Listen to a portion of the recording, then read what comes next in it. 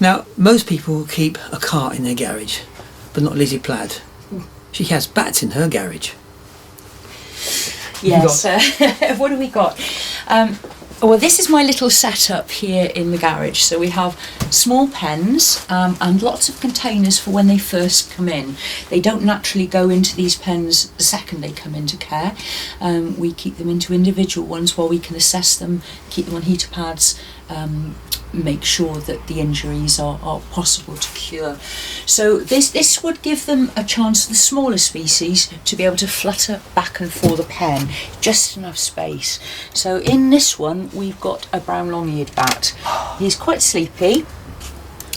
Winter time is coming, and the temperature in the garage will only go down to about 6 degrees, which it's quite humid in here. It's quite a nice temperature for them to drop into torpor, although they don't hibernate completely down here.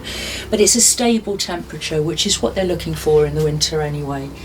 This is exciting for me, Lizzie, because I've never ever seen a brown long-eared bat in real life. And here we go. Now lifting the bat this morning from the cage. And now we have got our very sleepy little brown long-eared bat. I'm in love. His beautiful. You see his his ears are actually tucked underneath. There, he's tucked underneath his forearms. So when you actually have a little look at him, you can only see the tragus. My fingers are a little bit fidgety, I'm afraid. Absolutely beautiful. He's beautiful. quite cold at the moment, so he's very, very sleepy. Oh. So what do you feed them on? Mealworms generally in care. I obviously couldn't nip out and net all the insects and all the different moss species that they like.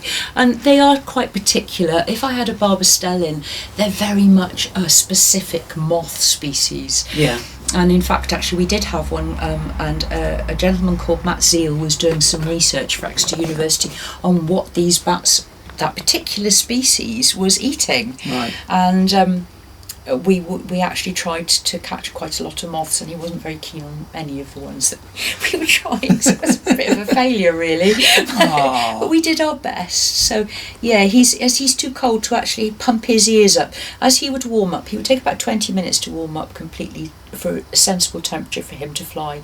During the winter, that's obviously, this is why you shouldn't disturb them, because that 20 minutes to use all that energy would burn up all their fat reserves, and it would only probably give them enough chance to, he's a very chubby little boy at the moment. Yes. Yeah. He's going to be in till spring, and then hopefully we can get him back out again. He would probably go through all the winter if nobody disturbed him looking at the size of him. This is the trouble with bats in care. They can get a little bit large at times.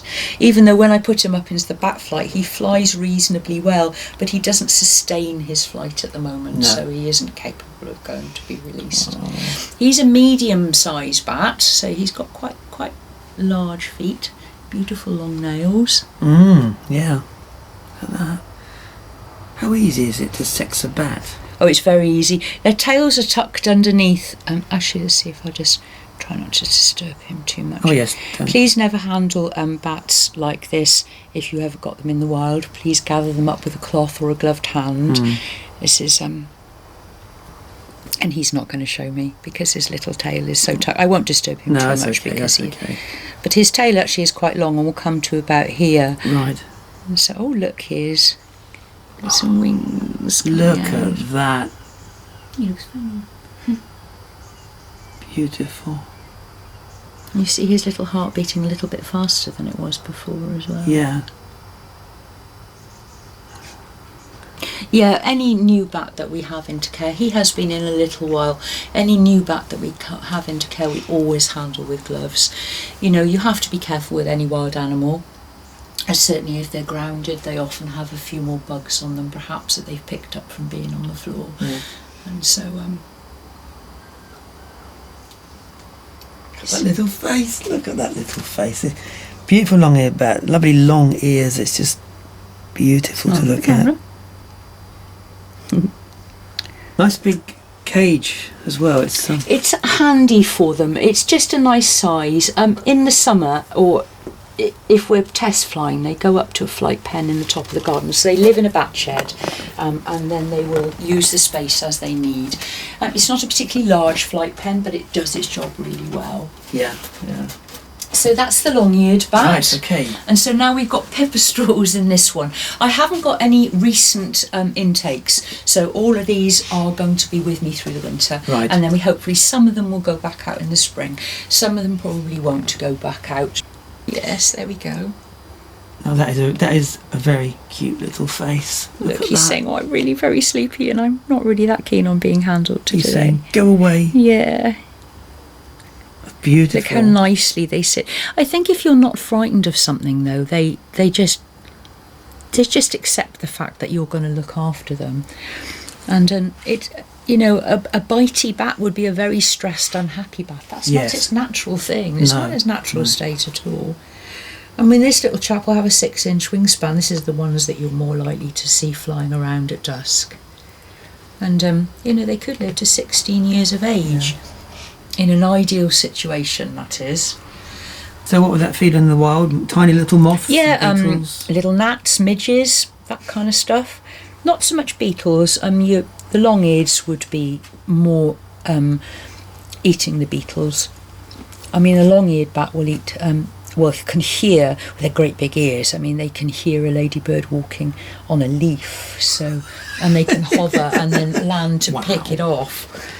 And these little pipistrelles are more moth-like in their appearance when they're flying around. I mean, you'll often see pips, around a street light. If there's bugs around a street light, you'll see these little chaps sort of flying around with them as well. I've seen that, actually, yeah.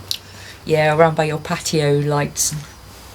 And they only have one baby a year and not every year. And only 1 in 4 of those are probably going to live past 2. Right. So this is why our numbers, they don't increase that fast.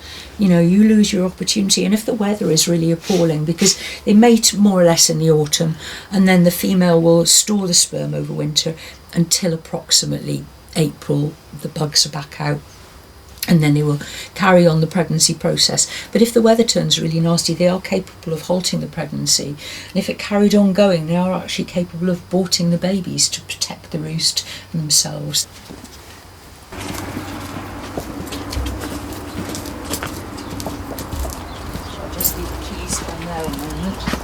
Oh, okay. Would you be all right climbing over this? Yes. It's kind of everything's a little bit No, that's fine. So.